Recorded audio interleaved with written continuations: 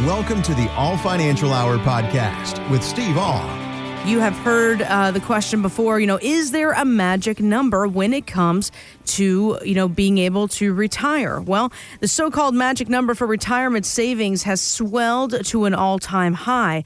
A new study found that Americans estimate they should save about $1.46 million for a comfortable retirement, but the problem is they're worried that they're not going to reach it. So, Steve, do you think that focusing on a number is a mistake when it comes to retirement planning? I really do. I'm not a big fan of the number. I remember when one of the big companies, everybody was walking around with what their retirement number was. And the only thing I could say, everybody out there's retirement number will change constantly. What's going on with the market, what's here, age, everything. It's all got to be done. So there's not really that one number out there. And I think that a lot of people will focus upon that and they'll go, 1.6 million. I'm never going to get there. Yeah. And so they stop doing what they're doing. And I think Albert Einstein put it best. The greatest invention in the world was compound interest. And when I talk to people about that, it's really there. It looks as simple as if you would have started and you put $2,000 a year into an account at age 20, and it grew at 8%. When you hit 65, you would have $834,000 in an account. Nice. So, okay, what if I could save a little bit more? But if you waited till 30 to do the exact same thing, you would have $372,000. Now, that's about a $460,000 difference. But you only put in $20,000 more. Mm-hmm. And that's the power of compound interest by starting early. And then we start to look at it and people say, well, Steve, I don't have that availability. How much would I have to put in to get that same $834,000 if I didn't start till I was 55? You have to put in about $54,000 a year to do that. So the idea around it is starting early, allowing those things to happen. And I can remember when I first came about, I talked to a gentleman. I was not in the financial services industry, obviously. I had more credit card debt than I had assets at that time. And I went to a young man and I said, I don't have the money that it takes to get into this firm. But I know if I don't start, I never will. Mm-hmm. And he said, Steve, if you want to do this, you have to pay yourself first. Most people think about, I will save what I have left over at the end of the month. And he says, the only problem that I will tell you, the more money you make, the more you're going to spend. If you don't pay yourself first, you never will. Mm-hmm. Makes sense, yeah. And it changed my thought process. I got myself out of the credit card debt that it was in. I didn't have a lot at that time, but I had some credit card debt. And I started paying myself first. And I put away. And I followed what I call the 80-10-10 plan. 80% of the money is what you live on. 10% goes to wherever you get your faith. 10% goes to, quote, retirement savings. When you learn to live on 80%, it's hard to get in the habit of spending 120. Because for myself, the people that are going to have the hardest time when it comes to retirement are those that have credit card debt. It's the hardest thing to get us around. So that's when we have to look at it, because our lifestyle gets too expensive and we can't continue that in our retirement years. So if you're in that category and you want to get started, I might not be able to take you on a client, just as this gentleman couldn't really take me on a client. He just educated me to the fact that if I don't change, things are going to go from there. And if you have saved and you're not sure how much you need, give me a call. Let's run a comprehensive retirement plan. Let's look at where you're currently at to find out where you're at. Because it's amazing to me when people say, I didn't think I had enough money that I could retire, because they had never looked at it. Give yourself that opportunity. Call. Ask now for that comprehensive retirement plan so we can look at your picture and answer those questions that you're looking at. What are the main ones? When can I retire? Or will I run out of money?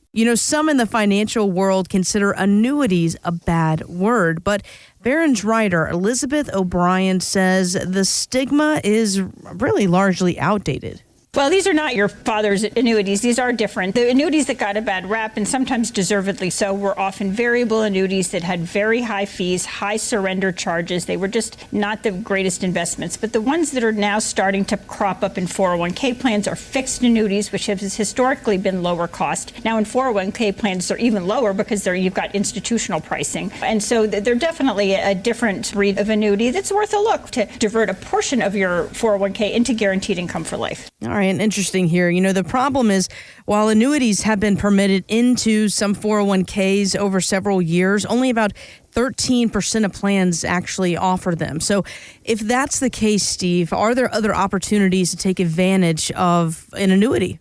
Yeah, there are the annuities, and I do agree with Elizabeth. It's kind of outdated. I get the people that say, I hate annuities, and I kind of look at them and say, I hate them too. Which kind do you hate? And they look back at me, like that deer in the head, like, what do you mean? Yeah, what which kind? one? Yeah. What kind? Because there are different types of annuities. She mentioned the variable annuities. Your money's at risk in the market. And the fees can be very high because you're paying somebody to manage that money inside of the variable annuity. And there's cost of the annuity. Then she talked about the fixed annuity. The fixed annuity, basically, it looks a lot like a CD at a bank. We're going to give you a rate of return, and here's a time frame. It's not guaranteed by the government like your bank is. It's guaranteed by the insurance company. And then there's the single premium immediate annuity that most people don't like, where you actually take your money, hand it to a, quote, life insurance company, and they're going to pay you an income for the rest of your life. And if you pass earlier, they're going to keep the rest of the money. So it's a little bit different. Then there's the fixed indexed annuity, where your money's really not in the market, but it participates by your interest is paid off of the returns of a market index. So they're completely different things that we have. The right tool for the right job. And as she put about it is, we start to look at the income side of it. Cindy had come into the office. There was a gap between her incomes, between her Social Security and her pension. There was a gap between that and her expenses. And we talked to her about it. We said, would you like to make that a guaranteed income so that you'd have it for the rest of your life? Your lifestyle expenses are basically covered. Sounds like a good plan. That sounds like a good plan to me. So if you're asking yourself that question, what could we do? Well, we looked at it and said, okay, let's set aside enough of your money, and then in about 3 years, turn on a pension style income, what I like to call a personally funded pension. And then once she turned that on, it's to the point where I'm going to get paid that amount for the rest of my life. Now the guarantee's from the insurance company. So if you have that gap between your income and your expenses, your lifestyle, call now. Ask about the personally funded pension. Let's give you some information about how you could generate that income for the rest of your life. And if you're married, we could also do it for you and your spouse's life. Great opportunity here. Talk about that personally funded pension, that guaranteed income. And again, this is something that is going to be custom and created just for you. Again, that phone number 636-230-8824. That's 636-230-8824. Lots of talk about Social Security lately. And Steve, you've told us that to get the absolute max benefit from Social Security, you should take it at age 70. But most Americans, they usually claim earlier. So what's the impact on your benefits if you begin taking at 62, 67 or so, and then, I guess 70 is the latest. So are there good reasons that we should take it at an early age versus 70? It depends on your situation. It's about the easiest way for me to put it. In a vacuum, yeah, wait till 70 and live till you're 100. Yeah, the most you can get is wait until 70. But everybody's situation is different compared to longevity, and we also have differences when we have couples involved, married couples, because the survivor benefit is very, very big. One of those unwritten rules of thumb, the lower earner, if you're married, start when you need it. You have to pay. You can't take it until you're not working or your income is below about $22,000 to $23,000 a year, but you could start it then. But most people don't realize that your full retirement benefit, which is use age 67 for full retirement benefit. If you get that, you get 100% of what they call your benefit. If you start at age 62, you take a 30% decline. That's for the rest of your life. Yeah, that's a big cut. That's a big cut. If you wait till you're 70, you get a 24% increase. Most people don't realize that the difference between 62 and 70 is a 76% differential. It's a game changer. Yes. So the idea around it is, but a lot of people say, well, Steve, how do you get to there? Well, what if I spend down some of my IRA assets because I'm going to hit this little thing called required minimum distributions in the future? I'm going to go ahead and spend down some of my IRA assets so my Social Security check increases. It increases by approximately 8% every year you delay. Mm-hmm. You don't have to wait the whole year, though. Every month, you get about 0.75% increase. So it increases every month you delay. And then we turn on the income. And the big thing about it, as I said, if you're married, the survivor benefit. The amount from the larger earner is predominantly the amount that the survivor will get once it's done. And I think that's very important when we're planning for Social Security. So it can't be done in a vacuum. We have to look at your other assets also, because I can't say wait till 70 if I don't know if you have the availability to wait till 70. So if you're concerned about when you should take your Social Security, call now. Ask for the Social Security optimization. And remember, I can't do it in a vacuum. We're going to need more information. But call now. Ask for the Social Security optimization. You know, the average Joes that get upset about hidden fees, it's even the rich and famous, like comedian Sebastian Maniscalco. And this time, he is not laughing. Listen to this. You know, it ain't right. Went to a restaurant last night, and I got the bill, and they charged me a COVID fee. And I asked the guy, I go, what's the COVID fee? He goes, yeah, we got to wipe down the menus. Wipe down the menus. You charging $3 to wipe down your own menus? Before COVID, what? You just brought out the menu with spaghetti sauce on it? Eliminate the COVID fee. And they charged me 3.5% credit card fee because I was using the credit card. It's a bad look. It's a real bad look as a business. Absorb the fee. It's called the cost of doing business.